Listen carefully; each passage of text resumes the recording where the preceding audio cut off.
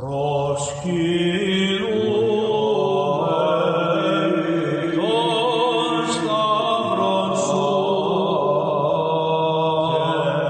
back to the History of the Papacy podcast, a podcast about the popes of Rome and Christian Church. Prepare yourself to step behind the ropes and leave the official tour of the story of the popes and Christianity. I am your host, Steve Guerra, and I thank you for joining me on this journey.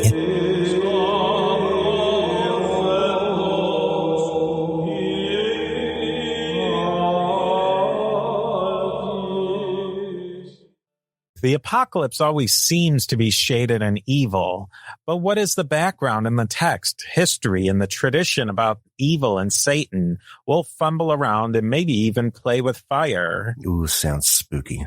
I'm looking forward to hearing it. Oh, I'll be in it. Oh. And evil, where evil comes from, that's something that really isn't explained very well in older Judaism or even in really Greco-Roman paganism. It's the Persians who have a really concrete reason why there's evil. Yes, they came up with a dualistic idea, didn't they? In the Old Testament, evil, in effect, comes from God. And the author of Jubilees found that a profoundly disquieting idea. And I suppose during the entire Hellenistic period, it was considered to be, well, how can God possibly let these things happen?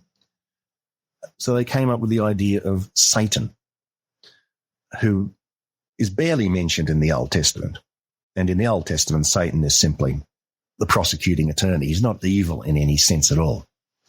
In the Book of Jubilees, the Book of Jubilees is the first to construct a complex character, which it calls Mastema, who is clearly Satan and the source of all evil. But before we move on, this whole idea of the angels like Satan, who's a fallen angel, and the Watchers, it's such a bizarre concept that we don't really talk that much about. These Watchers are angels who were sent to teach men, but they fell into sin, and then they had relations with humans and made the giants. Like, how do they explain all this? Where are the giants now? And, what happened to them? Were they actual giants? It's a weird thing, isn't it? I mean, giants are mentioned in the early parts of Genesis in a couple of throwaway lines. They're referred to as the Nephilim. I don't know how they got into Genesis, but they're just a few paragraphs. But those few paragraphs or verses became incredibly influential. And people were asking exactly those questions. Well, who are these giants? Who are the Nephilim? Yeah, what happened to them?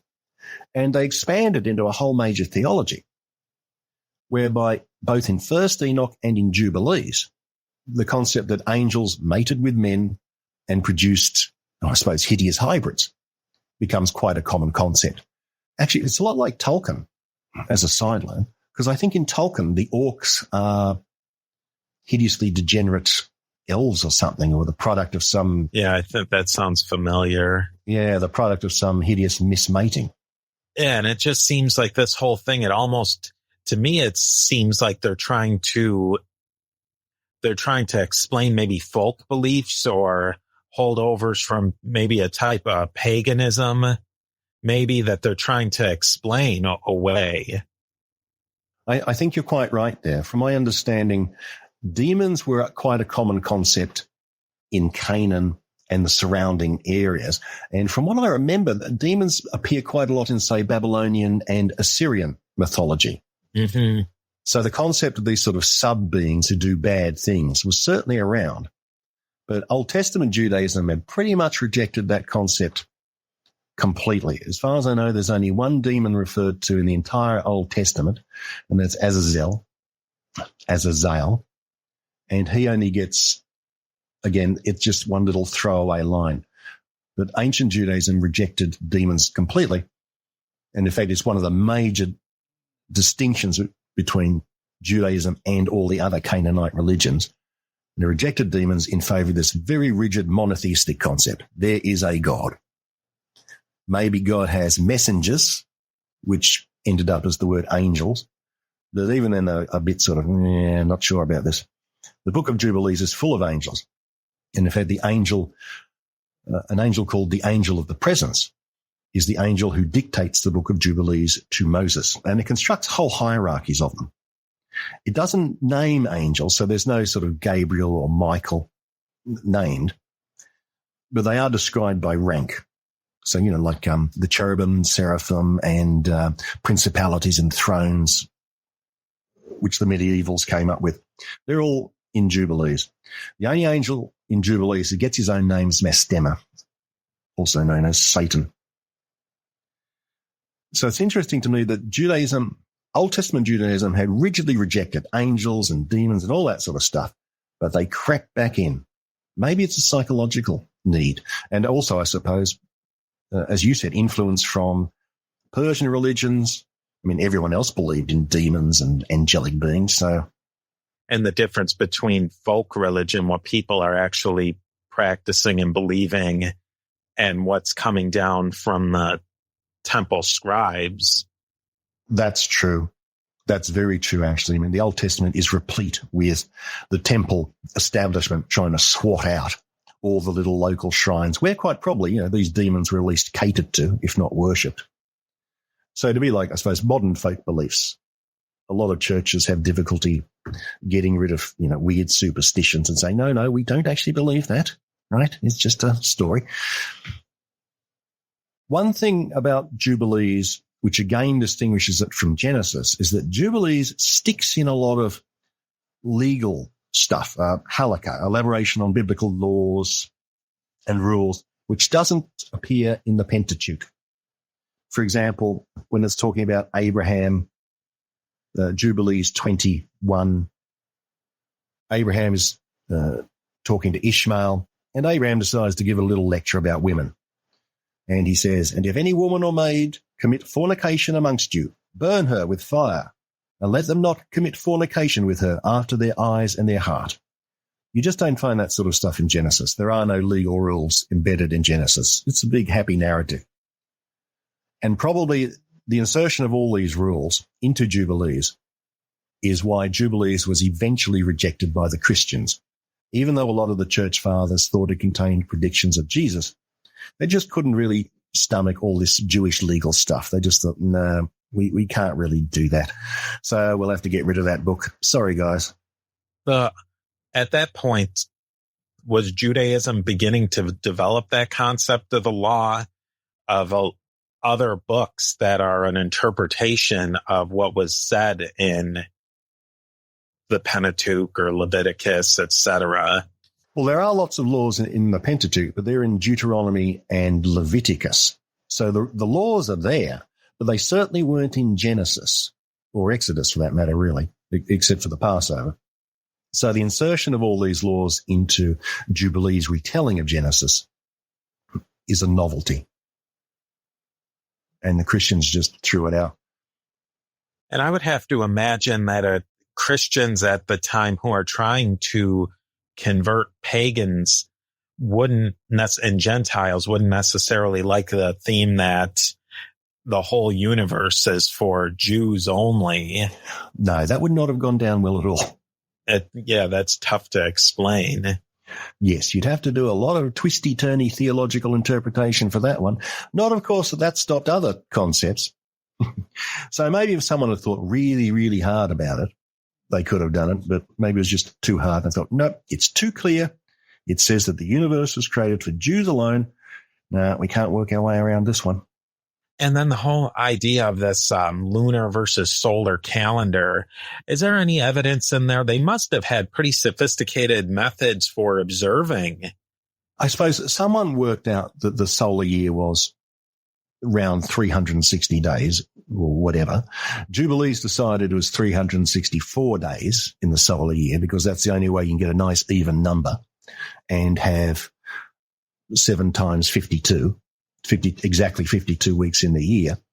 I'm not quite sure if they absolutely knew that the solar year was 365 and a quarter days long, Or they thought, yes, it really is 364 days long.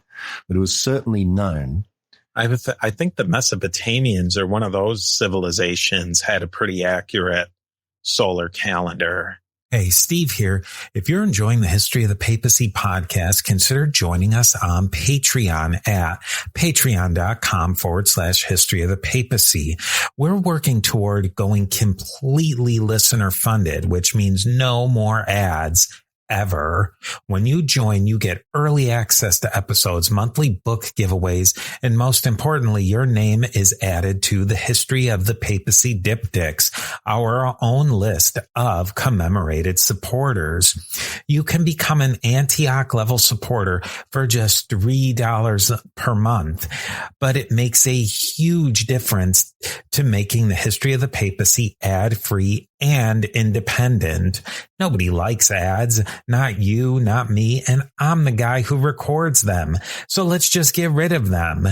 Visit patreon.com/History of the Papacy and join today. Hi, everyone. If you've been injured in an accident that was not your fault, listen up. We have legal professionals standing by to answer your questions for free. Call now and find out if you have a case and how much it's potentially worth. Call 800-910-7500. I'm here with spokesman John Wolfe. So, John, tell everyone listening who should call right now. Well, Maria, first off, thank you for having me here. It's always nice to answer the listeners' questions. Now, as far as who should call in, anyone who's been injured in an accident and think you deserve compensation, give us a call right now. 800-910-7500. You'll find out if you have a case and how much it's potentially worth. Thanks, John. You heard it, folks. Take advantage of this opportunity and call now. 800-910-7500. Advertisement sponsored by Legal Help Center. May not be available in all states. Not available in California. Yeah, that could well be. And the Greeks may have come up with one too. Well, I don't know that much about ancient calendars. There certainly were a lot around. The lunar calendar, of course, is simply the worst if you want to keep track of things, and you have to keep inserting extra months or weeks or days. Just a mess. And even the solar calendar, if you don't have it worked out to that pretty close to 365 and a quarter, that gets messed up pretty quickly. Yes, exactly. I mean, if you adopted Jubilee's calendar 364, well, that's a whole day and a quarter. You're losing a year. So after a century or so, things are going to get pretty out of whack. Actually, I wonder how the author of Jubilees would have coped with that, because he thought he was constructing the perfect calendar. And after a full Jubilee, 49 or 50 years, you're talking that it's close to 75 days. Yeah, it's out of whack. Out of whack. That's a big deal. That is a big deal. I don't think Jubilees copes with that at all. He just assumes that the year is 364 days long. Oh, it would have so upset him. He would have been absolutely panic-stricken, I think, if he thought that, because he's come up with this perfect theological concept of 364 days. And then if he actually survived his own calendar and lived into old age, he'd be going, it's meant to be winter now. Yeah, and my calendar's 2.5 months off. That's right. Okay, guys, I know that we're having the Harvest Festival in the coldest time of the year when we don't have a harvest, but yeah. And it doesn't make sense. It really does. It seems to be that they were trying to find the perfect theological year and ignoring that the fact that I'm pretty sure by that point, other civilizations had pretty good solar calendars that didn't fit into exactly 52 7-day weeks. No, I suppose the Jews are the ones which had the 7-day week, didn't they? So if you're going to come up with a perfect solar Jewish calendar, you have to take into account this 7-day thing. Apparently that's one of the inspirations for the solar calendar and Jubilees. The fact that the Sabbath falls on the Sabbath every single time over the course of a week. It never moves, to Monday or Tuesday or something. And he wanted to do that for every single other religious date in the year. Hey, if the Sabbath occurs regularly every 7 days, well, shouldn't everything else occur regularly? That seems to be the motivation behind it. And as we see with the dating of Easter, that's just not an easy thing to dictate. Well, it's an impossible thing to dictate. And under the current system, yes. And we've come to the end with apocalypses, but a couple of things we can wrap up with apocalypses is this whole idea of evil and evil being defined and evil being personified starts to come out of this. Yes, we see this really for the first time in Jubilees. Not so much in Enoch. First Enoch is full of angels, but it doesn't really have a master evil genius. Jubilees is the book which creates the world's first supervillain, Satan, known as Mastema, at the head of the anti-angels, demons, I suppose, the devils. This is the first time we see this concept come through. And it percolated through all Judaism very slowly. It was eventually rejected centuries later. But certainly in the period we're talking about, from Maccabean, Hellenistic to early Christian times, most people would have believed in an active evil presence in the world, which, as you said, I suppose its ultimate origin is probably Persian dualism. Yeah, it really is. It's trying to fit those two concepts together, that God is the ultimate authority. But how do you explain that this evil is out there? You can't go the full dualism route, saying that there's a counterbalance. There's light and dark, good and evil, and they balance each other out. You can't say that, or that negates the whole idea of a transcendent monotheistic God. Yes. Basically, Jubilees inserts Satan into all the tough to explain and unpleasant incidents in the Bible. For example, when Abraham is about to sacrifice Isaac in the Old Testament, of course, it is God who has said, go and kill your own son, and then rescues Isaac at the last minute.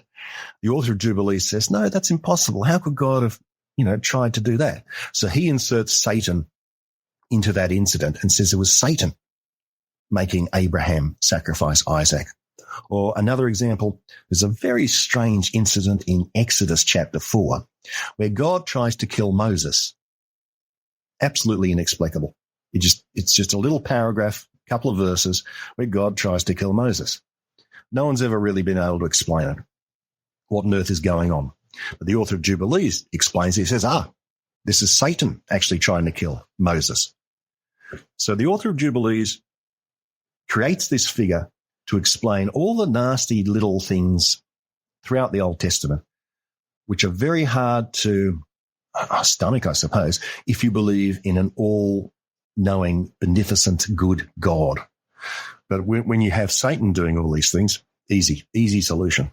And then it gets even more complicated to explain when in the gospel narratives that God's tempting, or that the devil's tempting Jesus. If Jesus is fully God, how is he possibly really get tempted? That's a good point. I hadn't thought of that. And there's different explanations to that, in future episodes we'll be able to we'll talk about further. But that's a big one that I think that's an instant one that makes you think that how can there be temptation like that when, in fact, how could God actually be tempted? Yes, he should be utterly untemptable. Well, I suppose that's the human divinity fusion thing happening. But actually, that incident would have fitted perfectly into Jubilees. That's how Jubilees would have written it, as Satan tempting Jesus. That comes straight from the tradition, the literary tradition exemplified by Jubilees. And that, to me, just in all these episodes and how, talking about this, for reading about it and then talking about it for several hours, that these books, that even though they really truly are apocrypha, they're hidden, and that they've dropped all sorts of little seeds all throughout the history of Christianity and Judaism that are sprouting up, but we don't really necessarily know where they came from.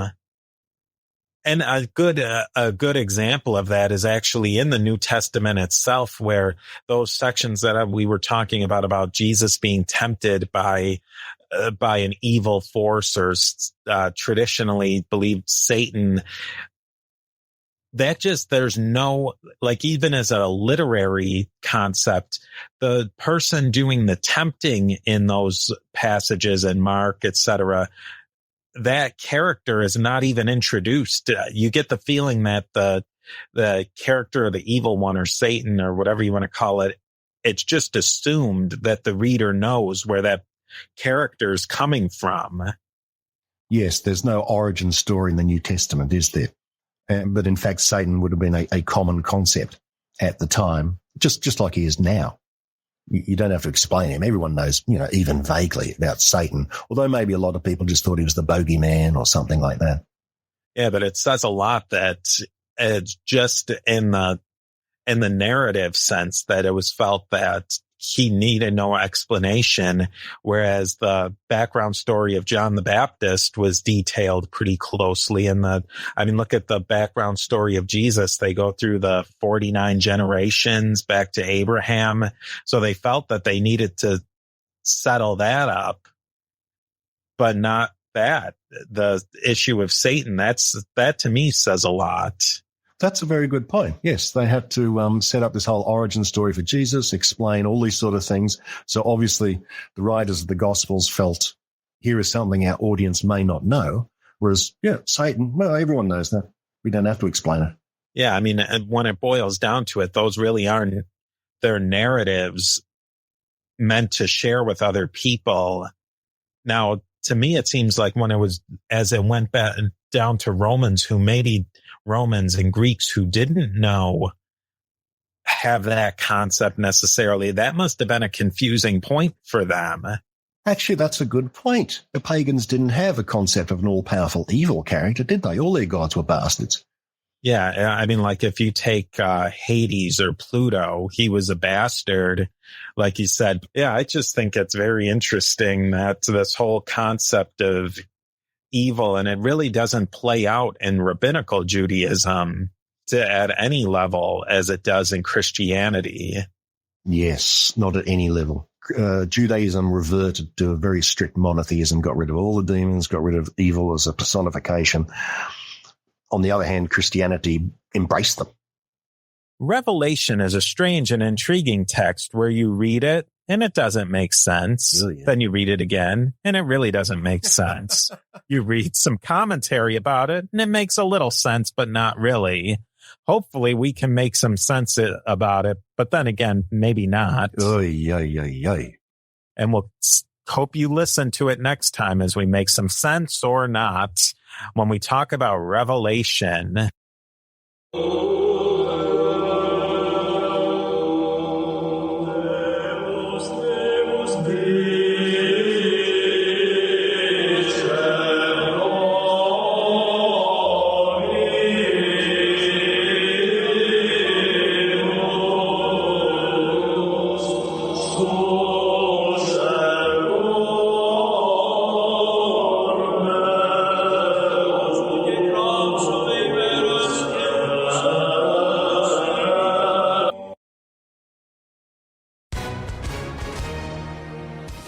Hi, everyone. If you've been injured in an accident that was not your fault, listen up. We have legal professionals standing by to answer your questions for free. Call now and find out if you have a case and how much it's potentially worth. Call 800-910-7500. I'm here with spokesman John Wolf. So, John, tell everyone listening who should call right now.